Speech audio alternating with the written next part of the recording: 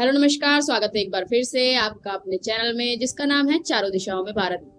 इसमें हम लेकर आते हैं भारत से जुड़ी हुई अन्य देशों के साथ 5 बड़ी खबरें। शुरू करने से पहले आशा करते हैं आपका आज का दिन अच्छा रहे और आप अपने लक्ष्य की तरफ बढ़ते रहें।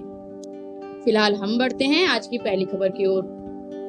पहली खबर कुवैत से।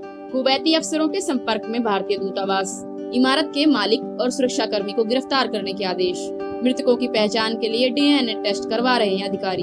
शवों को वापस लाने के लिए वायुसेना स्टैंड बाय पर। बता दें कि कुवैत के उप प्रधानमंत्री शेख फहद अल यूसुफ अल सबा ने इमारत के मकान मालिक और इमारत के गार्डों को गिरफ्तार करने का आदेश दिया है। उन्होंने अधिकारियों को चेतावनी दी कि वे उन्हें बिना उनकी अनुमति के रिहा नहीं कर सकते। कुवैत की इमारत में लगी आग में सबसे अधिक भारतीयों की मौत हुई। कुल 49 मृतकों में 40 भारतीय हैं।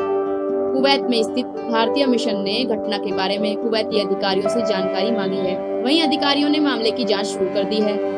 इमारत में कुल 195 विदेशी मजदूर रह रहे थे। हादसे में 50 से अधिक लोग घायल हुए हैं। मृतकों के शवों की पहचान के लिए कुवैती अधिकारी डीएनए टेस्ट कर रहे हैं। इसके अलावा भारतीय मृतकों के शव को वापस लाने के लिए भारतीय वायुसेना तैयार है। अधिकारियों ने बताया कि वायुसेना का एक विमान इसके लिए तैयार है। भारतीय विदेश राज्य मंत्री कीर्तिवर्धन भी प्रधानमंत्री नरेंद्र मोदी के निर्देशों पर कुवैत के दौरे पर हैं। दूतावास ने 965655052446 व्हाट्सएप और नियमित कॉल हेल्पलाइन नंबर जारी किया है। एक बार फिर से हम नंबर दोहरा देते हैं 965655052446। हेल्पलाइन के माध्यम से नियमित अपडेट प्रदान किए जा रहे हैं। भारतीय विदेश मंत्री एस जयशंकर ने एक्स पर एक पोस्ट किया। इसमें उन्होंने कहा कि वे इस खबर से बहुत सदमे में हैं।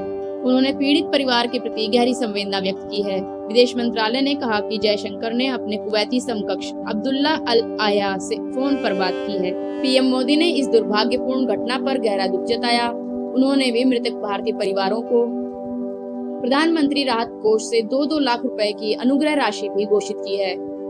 केरल के 19 लोगों के अलावा हादसे में 5 तमिलनाडु के लोग भी शामिल हैं। आज सुबह मुख्यमंत्री पिनराई विजयन की अध्यक्षता में कैबिनेट की आपात बैठक हुई। बैठक में मुआवजे का ऐलान किया गया। राज्य के प्रमुख व्यवसायी रवि पिल्लई और एमए यूसुफ अली ने भी सहायता राशि का ऐलान किया है। दूसरी खबर यूएस से।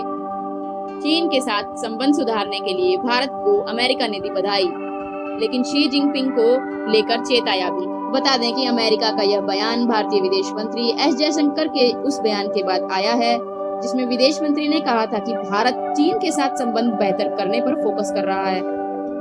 अमेरिका के उप विदेश मंत्री कर्ट कैंपबेल से वॉशिंगटन स्थित एक थिंक टैंक द्वारा जयशंकर के बयान को लेकर सवाल किया गया था। इसके जवाब में कैंपबेल ने कहा कि मुझे लगता है कि ये सच यह है कि दोनों देश किसी भी समय तनाव कम करने के लिए सहमति कर सकते हैं। हम भी इसका समर्थन करेंगे। मैं भारत को इस कोशिश के लिए धन्यवाद देता हूँ।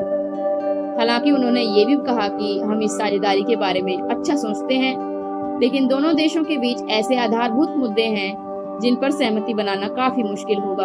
अमेरिकी उप विदेश मंत्री ने कहा कि चीन को भारत के साथ आधारभूत संबंधों में सुधार के लिए ये उम्मीद करनी चाहिए कि चीन की सोच बदल जाए। उन्होंने कहा, हमने देखा है कि शी जिनपिंग का रुख सीमा विवाद को लेकर बहुत लचीला नहीं रहा है। गौरतलब है कि भारत और चीन के बीच 3800 किलोमीटर लंबी है और गलत सीमांकन के चलते भारत का चीन के साथ विवाद है। साल 1962 में दोनों देश युद्ध भी लड़ चुके हैं और साल 2020 से दोनों देशों की सेनाएं आमने सामने हैं। जुलाई 2020 में सीमा पर हुई झड़प में 20 भारतीय सैनिकों की मौत हो गई थी। दोनों देशों की सेनाओं में यह बीते 5 दशकों में सबसे बड़ी पहली हिंसक झड़प थी। बढ़ते हैं तीसरी खबर की ओर। भारत ने यूएई भेजा 8 टन अनानास। संयुक्त अरब अमीरात के साथ रिश्तों में घुलेंगी मिठास। बता दें कि भारत ने यूएई के साथ अपने रिश्तों में एक और अधिक मिठास घोलने का प्रयास शुरू कर दिया है। भारत ने यूएई के साथ रिश्तों और व्यापार को बढ़ाने के लिए 8 टन से अधिक मीठे अनानास की खेप भेजी है। इसे भारतीय कृषि के लिए भी महत्वपूर्ण माना जा रहा है। भारत ने संयुक्त अरब अमीरात के साथ अपने व्यापार का दायरा काफी बढ़ा दिया है।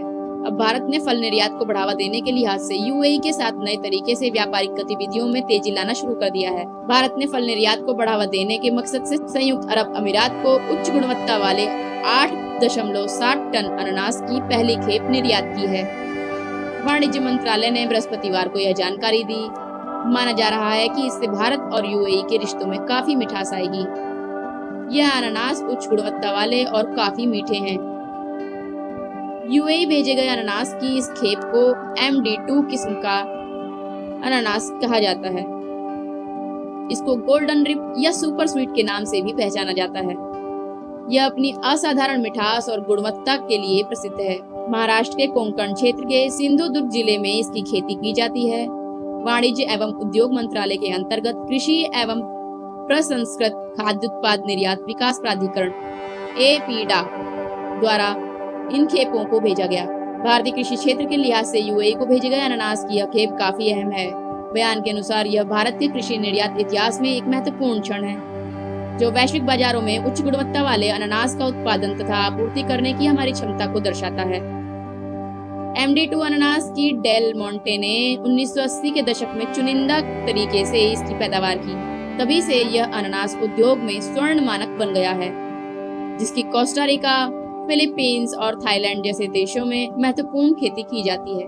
बढ़ते हैं चौथी खबर की ओर। चौथी खबर इटली से। राष्ट्रपिता महात्मा गांधी की प्रतिमा तोड़ी गई, खालिस्तानी नारे लिखे जाने की भी खबर। बता दें कि इटली में G7 शिखर सम्मेलन के लिए प्रधानमंत्री नरेंद्र मोदी के दौरे से पहले राष्ट्रपिता महात्मा गांधी की प्रतिमा के साथ तोड़फोड़ का मामला सामने आया है। विदेश मंत्रालय ने इस मामले को इटली के अधिकारियों के सामने उठाया है। मीडिया रिपोर्ट्स के मुताबिक बुधवार को खालिस्तानी चरमपंथियों ने उद्घाटन के कुछ ही देर बाद राष्ट्रपिता महात्मा गांधी की प्रतिमा तोड़ी। स्थानीय अधिकारियों के मुताबिक घटनास्थल को तत्काल साफ किया गया। इस मामले को लेकर विदेश सचिव विनय मोहन क्वात्रा ने कहा, हमने रिपोर्ट्स देखी हैं। भारत ने महात्मा गांधी की प्रतिमा को नुकसान पहुंचाए जाने का मामला इटली के अधिकारियों के सामने उठाया है। गांधी जी की प्रतिमा को ठीक कर दिया गया है। इस मामले में इटली के अधिकारियों के साथ बातचीत हुई है और आवश्यक कार्यवाही की जा रही है। शिखर सम्मेलन के पहले इटली में सुरक्षा को कड़ा कर दिया गया है। बढ़ते हैं आज की पांचवी और आखिरी खबर की ओर। बदहाली के बावजूद पाकिस्तान ने फिर बढ़ाया रक्षा बजट। जाने भारत से कितना गुना है। कर्ज में डूबे पाकिस्तान ने अपना नया रक्षा बजट पेश कर दिया है। बदहाली के बावजूद पाकिस्तान ने रक्षा बजट को 15% तक बढ़ा दिया। हालांकि अब भी पाकिस्तान का यह रक्षा बजट भारत के मुकाबले कई गुना कम है। पाकिस्तान अपनी कंगाली झेलने के बावजूद देश के रक्षा बजट में फिर से इजाफा कर रहा है। पाकिस्तान की सरकार ने वित्त वर्ष 2024 से 25 के लिए बुधवार को पेश बजट में रक्षा क्षेत्र के लिए आवंटन 15% बढ़ाकर 2122 अरब रुपए कर दिया है।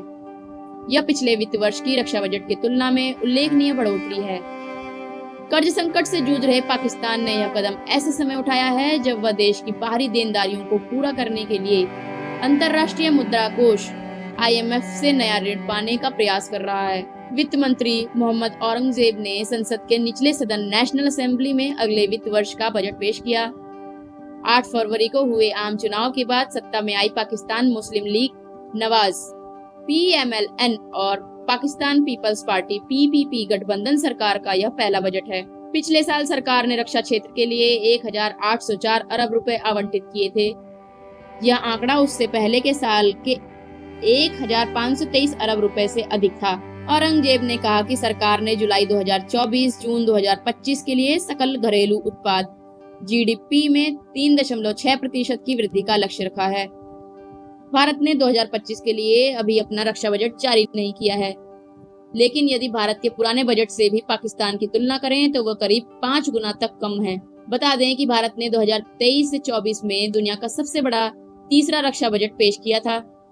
भारत का रक्षा बजट गत वर्ष 5.25 लाख करोड़ से बढ़कर 5.94 लाख करोड़ पहुंच चुका है। नए वित्तीय वर्ष में इसके 6.25 लाख करोड़ तक पहुंच जाने की संभावना है। भारत का मौजूदा रक्षा बजट पाकिस्तान के रक्षा बजट से करीब 5 गुना अधिक है। आशा करते हैं आपको आज की न्यूज पसंद आई होंगी। कल फिर हाजिर होंगे 5 नई और बड़ी खबरों के साथ। तब तक के लिए धन्यवाद।